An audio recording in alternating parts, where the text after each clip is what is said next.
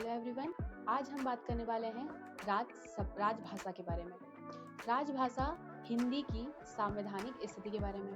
जैसा कि हमें ज्ञात है कि हमारे भारत में हिंदी को राजभाषा का दर्जा दिया गया है। तो राजभाषा जो है हमारे संविधान के भाग 17 में 343 से लेकर के 351 तक इसके बारे में वर्णन किया गया है।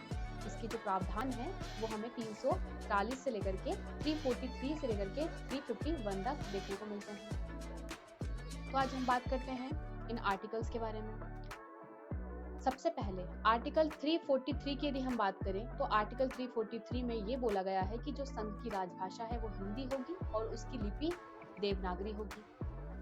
फिर हम बात करते हैं आर्टिकल 344 के बारे में। तो राजभाषा के संबंध में जो आयोग का गठन किया जाएगा और संसद की जो समिति बनाई जाएगी वो आर्टिकल 343 के तहत ही बनाई जाती है। और जो पहला राजभाषा आयोग है वो 1955 में बना था बीजी खैर की अध्यक्षता में। फिर हम बात करते हैं आर्टिकल 345 की। तो आर्टिकल 345 की तो इसमें राज्य की राजभाषा के बारे में बात की गई है कि राज्य की राजभाषा के बारे में क्या क्या प्रोविजन हमारे संविधान में किए गए हैं। फिर हम बात करते हैं आर्टिकल 346 की।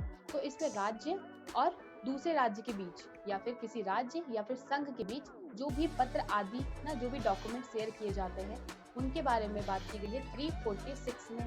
फिर हम बात करते हैं 347 की। तो इसमें किसी राज्य की जनसंख्या के किसी भाग द्वारा बोली जाने वाली भाषा के संबंध में विशेष मीन्स यदि कोई राज्य में कोई जनसंख्या है, यदि वो चाहती है कि उनकी राजभाषा को मान्यता दी जाए तो ऐसा वहां पर किया जा सकता है वहां की विधानसभा के द्वारा। ये आर्टिकल 347 में बोला गया है। फिर हम बात करते हैं 348 में। तो इसमें उच्चतम न्यायालय, उच्च न्यायालय और अधिनियम, विधेयक आदि के लिए प्रयोग की जाने वाली भाषा के बारे में बताया गया है।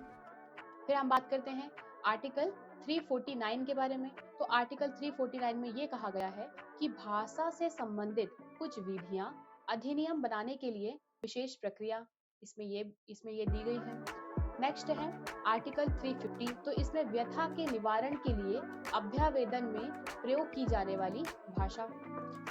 आर्टिकल 350 के क वाले पोर्शन में ये कहा गया है कि प्राथमिक स्तर पर मातृभाषा में शिक्षा दी जाएगी, मतलब जो एलिमेंट्री एजुकेशन है वो मातृभाषा में दिया जाएगा। ये 350 के ए में बोला गया है। फिर हम बात करते हैं आर्टिकल 350 के ख की, मतलब पार्ट बी की। तो उसमें ये बोला गया है कि भाषाई अल्पसंख्यक वर्गों के लिए एक विशेष अधिकारी होना चाहिए ताकि उनके हितों का संरक्षण किया जा सके। फिर हम बात करते हैं आर्टिकल 351 की, जो कि लास्ट आर्टिकल है राजभाषा से संबंधित। इसमें ये बोला गया है कि हिंदी का विकास करने की जिम्मेदारी संघ की है कि वो हिंदी का विकास करे। तो ये थे कुछ आर्टिकल्स जो कि राजभाषा से संबंधित थे। आई होप आप लोगों को मेरे द्वारा दी गई जानकारी पसंद आई होगी। Thank you. जय हिंद।